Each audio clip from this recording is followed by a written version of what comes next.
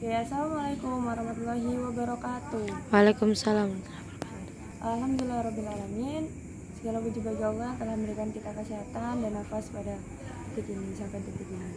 Oke, yang terhormat Abi Hanif dan Umi Ida selaku pengasuh Pondok Pesantren Super Kamil Laroiba Hanifida, dan yang terhormat pula untuk para guru MA MTS Laroiba Hanifida dan jajaran para pengurus Laroiba Hanifida dan teman-teman yang saya banggakan.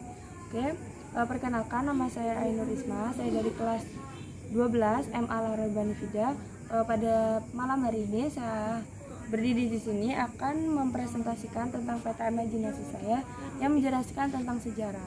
Jadi di sini ada tentang prinsip-prinsip dasar penelitian sejarah. Jadi di dalam prinsip-prinsip dasar itu, prinsip dasar penelitian itu ada langkah-langkah dari cara kita itu meneliti sejarah tersebut. Jadi itu terbagi menjadi empat langkah-langkah. Jadi yang pertama itu ada heuristik, yang kedua ada verifikasi, yang ketiga ada interpretasi, dan yang ketiga ada historiografi. Jadi yang pertama itu yang ada heuristik.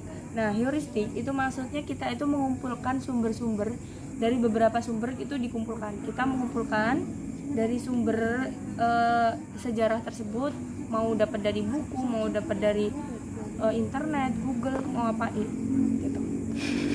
Jadi heuristik tersebut itu meliputi tiga macam. Yang pertama itu ada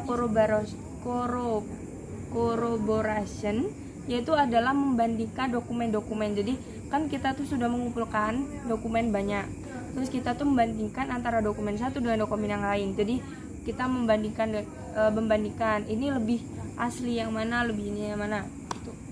Terus yang kedua itu ada sourcing.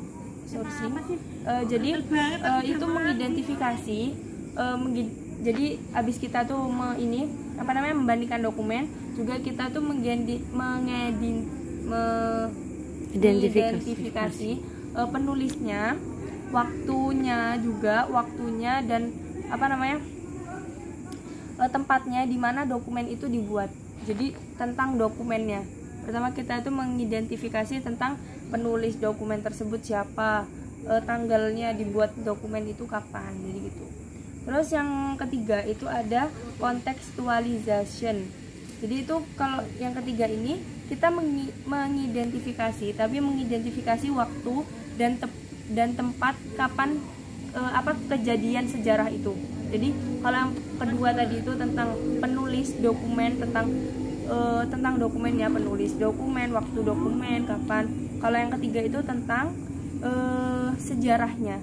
Jadi kapan sejarahnya terjadi, di mana sejarahnya terjadi, dan itu. Terus di langkah-langkah yang kedua itu ada verifikasi, atau biasa disebut dengan kritik. Jadi di sini kita tuh menguji keaslian dan keabsahan dari sejarah tersebut. Nah, verifikasi juga itu dibagi menjadi dua, atau kritik itu dibagi menjadi dua. Ada kritik eksternal dan kritik internal. Jadi kalau eksternal itu adalah kritik yang kita itu mencari keabsahan dan keaslian dari sejarah tersebut. Tapi kalau yang kritik internal itu adalah kritik yang kita itu mencari kredibilitas atau keterpercayaan dari sejarah tersebut. Itu dari verifikasi atau kritik. Terus yang ketiga ada interpretasi. Jadi interpretasi itu merupakan pembuat konstruksi sendiri atas apa yang diteliti. Jadi kita tuh kayak membuat menurut kita sendiri itu gimana, itu atas apa yang diteliti. Jadi kayak meneliti sesuatu sejarah, sejarah tetapi menurut kita sendiri. Terus yang terakhir itu ada historiografi. Kalau historiografi itu merupakan proses penulisan sejarah. Jadi kalau tadi itu kayak kita tuh masih buat kayak masih merangkai gitu. Kalau yang historiografi ini itu sudah proses penulisan dari sejarah. Jadi udah mulai nulis dari sejarahnya tadi.